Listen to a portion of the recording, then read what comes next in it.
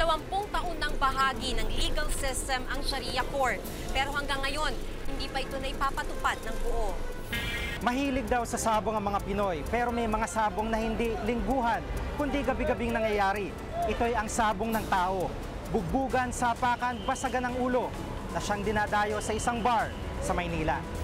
Sa oras ng matinding pangangailangan, ang takbuhan ng bayan ay ang sanglaan.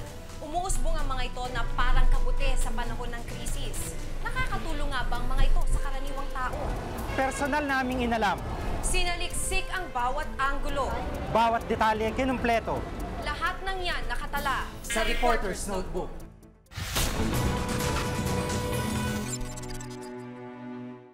Paglalim ng gabi, may isang bar na dinarayo ang mga parokyano sa Maynila. Ang main attraction dito, sabong ng tao. Pinapanood sila para magbugbugan at binabayaran ng mga kalahok ng halagang 500 piso. Pero may ilang grupo ng kabataang trip naman ng street fighting. Ginagawa raw nila ito para masaktan.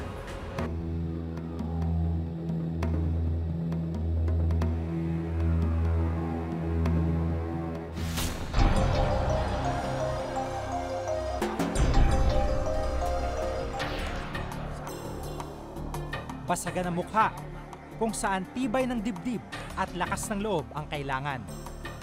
Sa huli, matira ang matibay ang laban.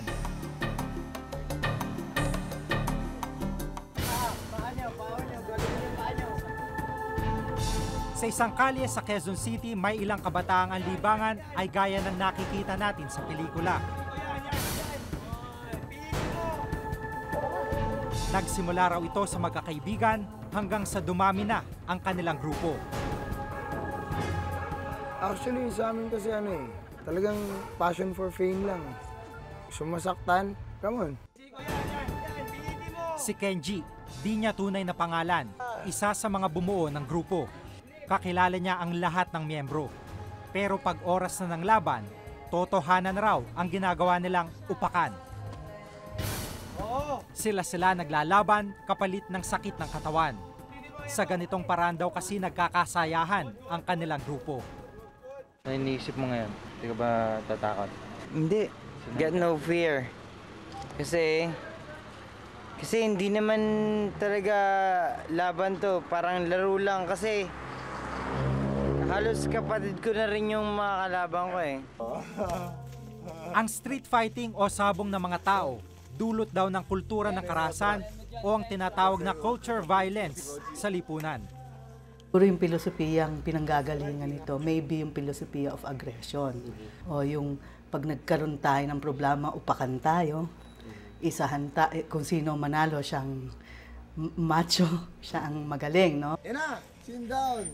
Kadalasang walang sinusunod na batas o regulasyon sa ganitong uri ng duelo. No holds barred, ika nga, kaya delikado.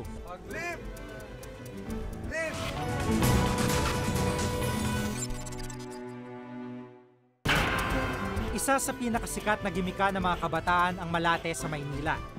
Dito nakita namin ang isang kakaibang bar. Punch Me Bar ang pangalan ng lugar na ito.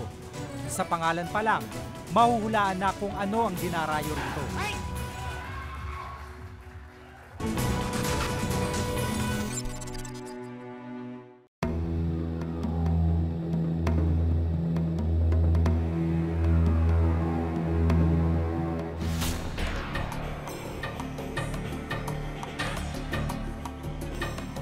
Isa sa pinakasikat na gimika ng mga kabataan ang Malate sa Maynila.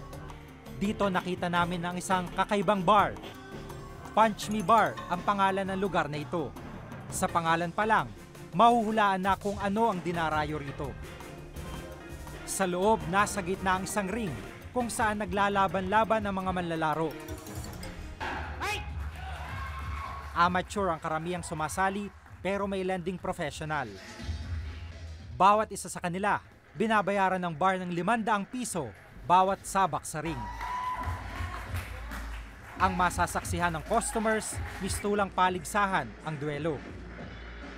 Sa kalagitnaan ng sanglaban, duguan ang boksingerong ito. Pumutok ang kanyang noo dahil sa pagkakasuntok ng kalaban. Agad itinigil ang laban. Binigyan lunas ng dugo ang boxer. Ang sugat, tinapal-tapalan ng bulak ng isa sa mga trainer. Walang mga alituntuning ipinatutupad. Tanging referee lang ang maaaring humatol at magbibigay ng patakaran. Bukod dito, napansin din naming walang medical team sa lugar. Pang first aid lang ang nakabang sakaling may mangyari sa mga manlalaro. Paano po kung mas malala yung disgrasya?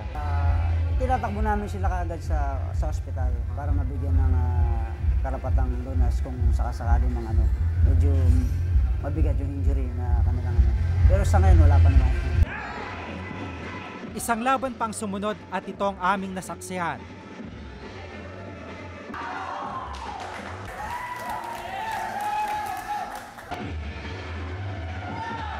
Namilipit sa sakit ang isang manlalaro dulot ng natamong sipa sa maselang bahagi ng katawan. Sa kabila nito, itinuloy pa rin ang bakbakan.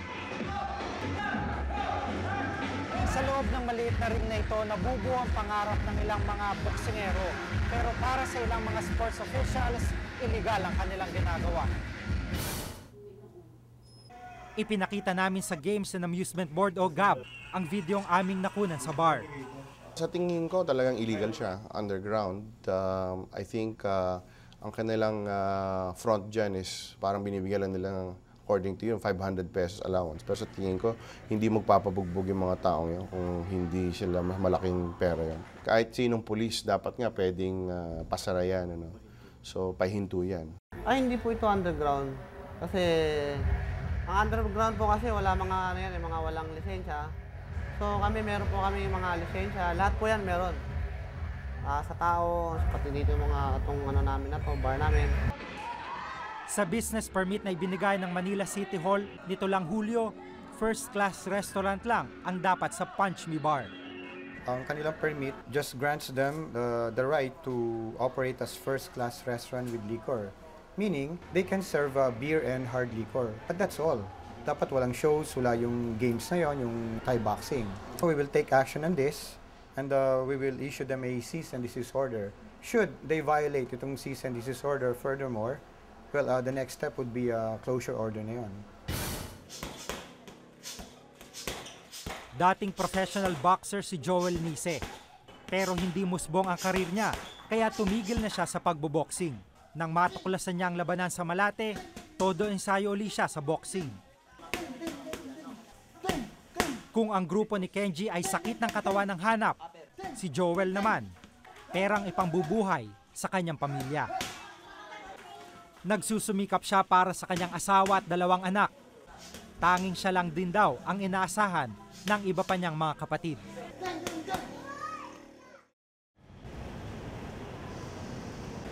Sa umaga, security guard sa bangko si Joel.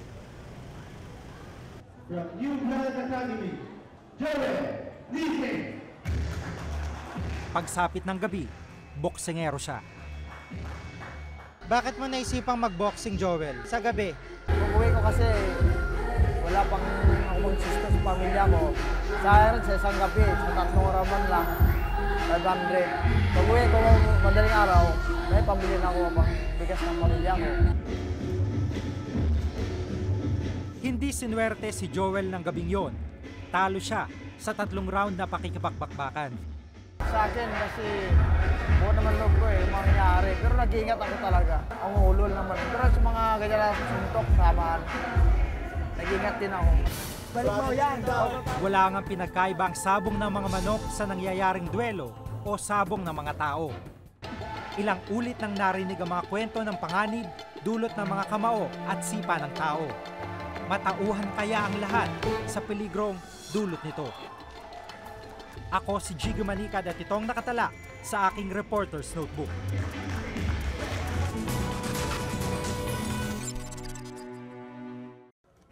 Ang component ng pamilya, halagang 4,000 lang ang kapalit. Pati nga driver's license, na isanla sa halagang 300 piso. Sa oras ng matinding pangangailangan at naubusan ka na ng kaibigan o kamag-anak na mauutangan, saan ka pa pupunta kundi sa sanglaan? Ang dumaraming bilang ng mga pawn shop sa ating bansa, sagot ba sa krisis o salot ng mahirap? Yan ang nakatala sa ulat ni Mitch Cruz.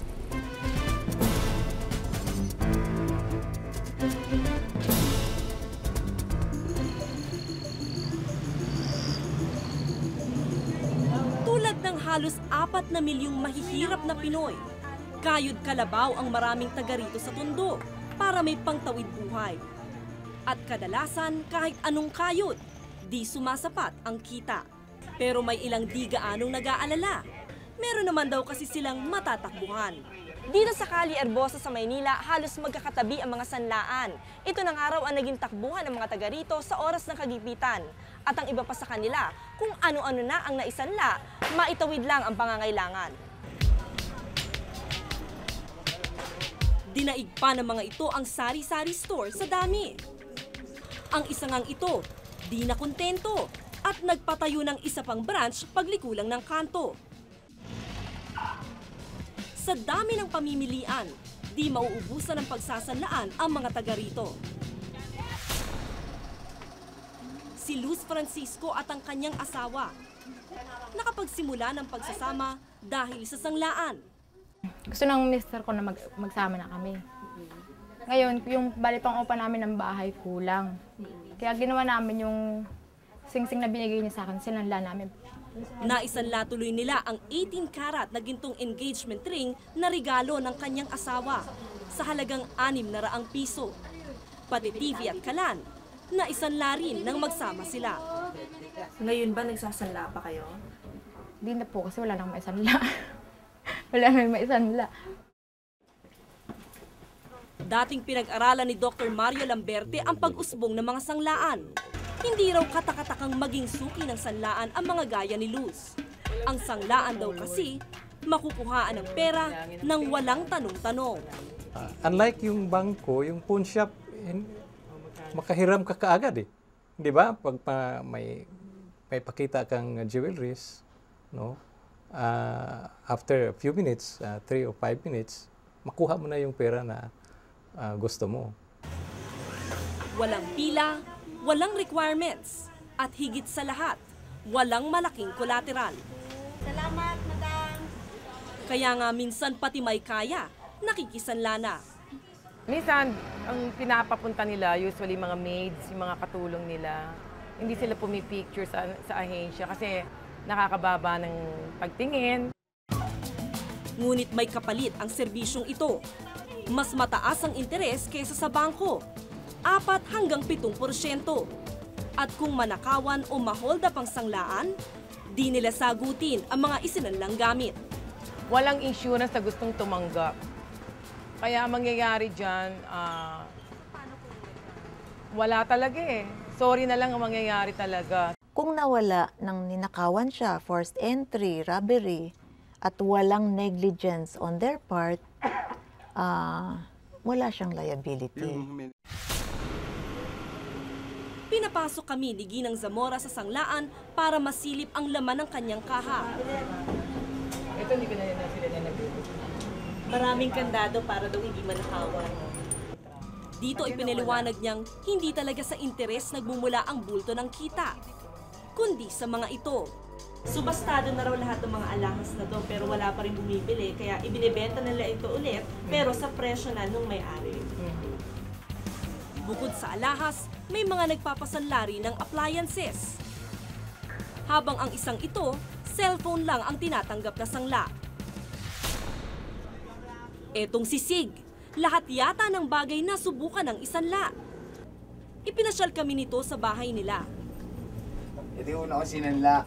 Halos lahat ng kwarto, may bagay na minsang inihabilin sa sanglaan.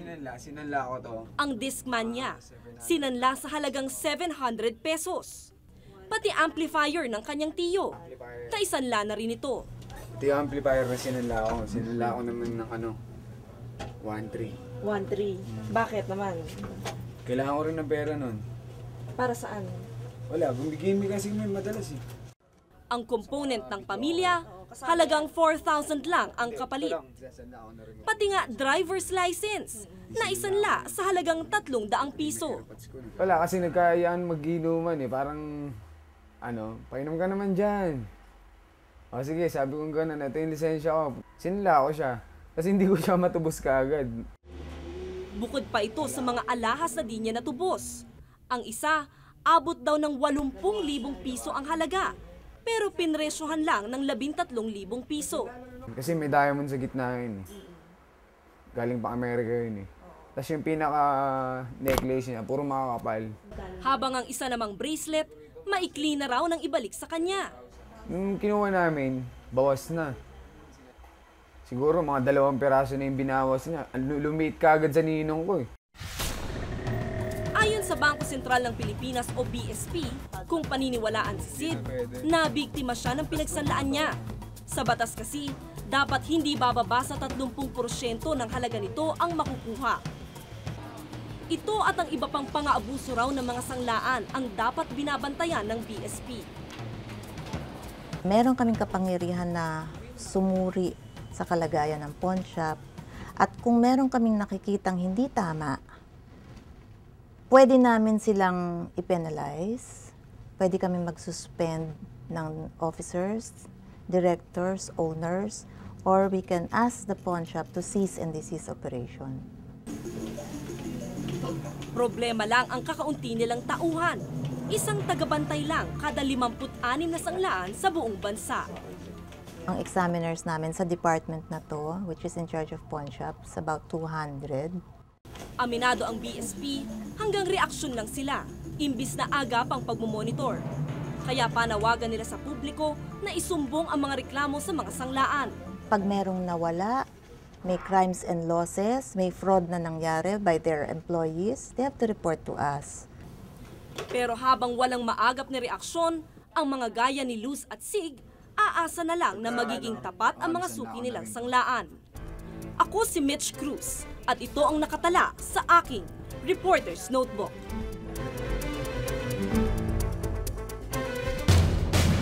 Kung itsura lang ang usapan, walang pinagkaiba ang Sharia Court sa iba pang korte sa bansa. Pero malaking pagkakaiba sa husisyang ipinapataw nito.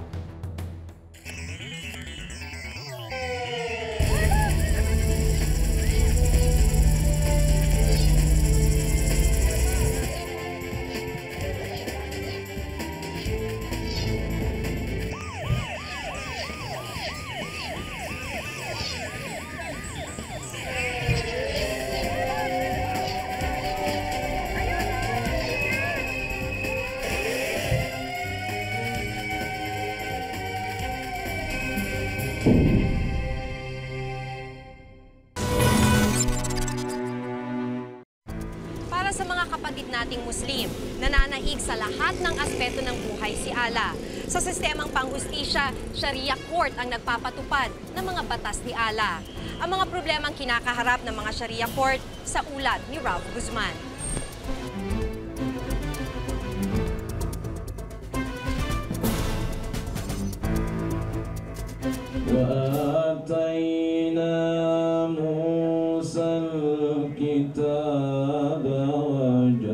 Nitong nakaraang linggo sa UP Diliman, dumalo kami sa pagtatapos sa mga nais maging abogado ng Sharia sa Pilipinas.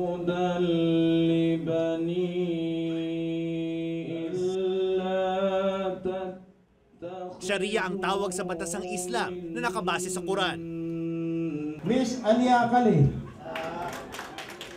Si Aliyah ang may pinakamaraming gantimpalang natanggap. Miss Nurhana Umar.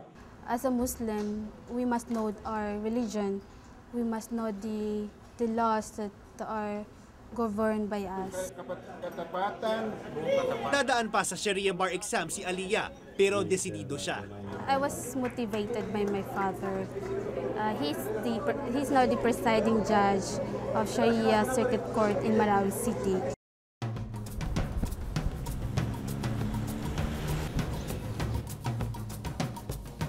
Noong Sabado, binisita namin sa Marawi ang ama ni Aliyah. Naabutan namin ang turnover ceremonies ng bagong tayong Sharia District Court doon. Marami raw problemang kinaharap ang mga Sharia Court sa bansa. The Philippine government allowed only for family relation within the territorial jurisdiction of Sharia Court. Naging bahagi ng legal system ng Pilipinas ang Sharia law nang maisakatuparan ng Presidential Decree 1083. Ngunit sa halip na ipatupad ang kabuuan ng Sharia, nalimitahan ito. Ang pwede lang litisin ng Sharia Court ay mga usaping may kinalaman sa relasyon ng mga tao at kanilang ari-arian. Yung mga criminal cases like murder, thief, or estafa, walang jurisdiction yan dyan ng Sharia courts. Sa civil courts lang yan. Kung itsura lang ang usapan, walang pinagkaiba ang Sharia Court sa iba pang korte sa bansa. Pero malaking pagkakaiba sa usisyang ipinapataw nito. Sa Sharia, pinapayagang magkaroon ng hanggang 4 na asawa ang mga lalaki. Legal din ang divorce na tinatawag nilang talak. Pagdating naman sa ari-arian, 2:1 ang hatian ng lalaki at babaeng anak. Sa ngayon, walang magawa ang Sharia Court kung may idudulog sa kanilang mga kasong kriminal. Ipinapasa na lang nila ito sa civil courts. Ano ang magagawa namin? We were born in the Philippines na ang system of government nila is civil law. Kahit sa pagpapatupad ng batas ukol sa talak at paghingi ng suporta para sa anak, nahihirapan din daw ang Sharia. Isa si Nafisa sa mga namroblema nang humingi ng hustisya sa Sharia. 3 taon bago na desisyonan ng korte ang kanyang kaso. Hindi ko na kaya, hindi ko na matis. Kasi may asawa siyang iba eh. Hindi regular yung pagpunta niya sa akin. Pangalawa, yung sustento niya na hindi maintain. Hindi ko natiis yun. Kaya nagdesisyon na lang ako na makipaghiwalay sa kanya. Ang naging desisyon ng korte, 1,000 pisong suporta kada buwan para sa 5 taong gulang na anak. Pero si Nafisa, walang nakuha ni 5. Kaya napipilitan siyang manahi para may makain silang mag-ina. Limitado daw kasi ang kakayahan ng korteng magpataw ng parusa sa mga may sala.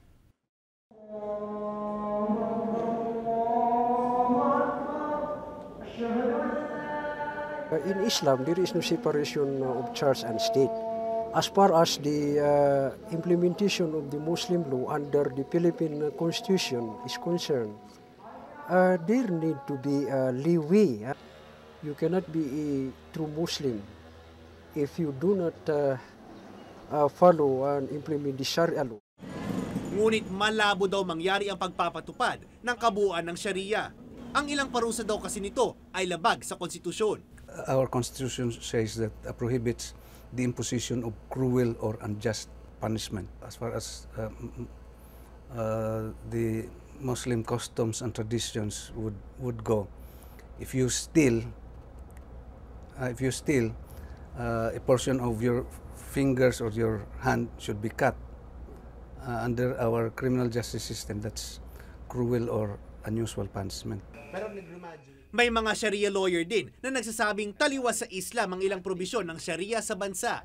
Isa dito is, yun nga, may provision sa PD 1083 na may sanction yung husband desiring to remarry. Kasi nga, we have to admit na that PD 1083 is patterned from the civil code. Ayon sa Supreme Court, blank na kasong dinesisyonan ng Sharia Court ang binaligtad ng Civil Court. Aminado naman si Judge Osop Ali na may mga kakulangan ng mga Sharia Court. Kitang-kita daw ito sa kakapusan ng bilang ng Sharia judges sa kasalukuyan. Walang na-appoint na yung 5 Sharia district in Mindanao, wala nang na-appoint. At saka yung Sharia Appellate Court, hindi rin na-organize. Umaabot na sa 5 milyon ng mga Muslim sa Pilipinas. Sa kabila nito, 5 lang ang district court sa bansa. Lahat ito ay walang huwes. Bakante ang Sharia District Court, ang dahilan ay ang qualification requirement. Very stringent ang qualification requirement. Dahil dito, kapos din ang serbisyong na ibibigay ng Sharia sa mga kababayan nating Muslim. Dismaya tayo dyan kasi that is one of the reason why we are saying na talagang hindi talagang fully implemented. In fact, binigyan nga kami ng Sharia, persons and family relations lang. Tapos yung Sharia courts namin, hindi naman fully functioning. Bukod kasi sa pagdedesisyon sa mga kaso, ang Sharia courts din ang gumagawang legal sa kasal. Gayon din sa talak o hiwalayan ng mga mag-asawang Muslim. Sharia din ang kumikilala sa mga nais magpa-convert sa Islam mula sa ibang relihiyon. Sa ngayon, dahil sa limitasyon ng pagkilala ng batas sa Pilipinas sa Sharia at kakulangan ng suporta sa mga korte nila, tila nagigipit ang hustisyang hinahangad ng mga kababayan nating Muslim. Ako si Ralph Guzman at itong nakatala sa aking Reporter's Notebook.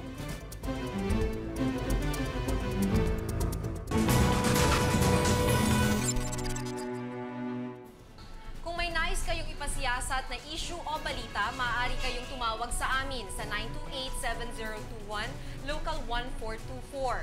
Maaari rin kayong mag-email sa reportersnotebook@gmanetwork.com. Para sa malalimang pagtingin sa mga isyu at balita, samahan nyo kaming muli sa susunod na Martes. Ako si Jig Manikan. Ako si Maki Pulido at ito ang Reporter's Notebook.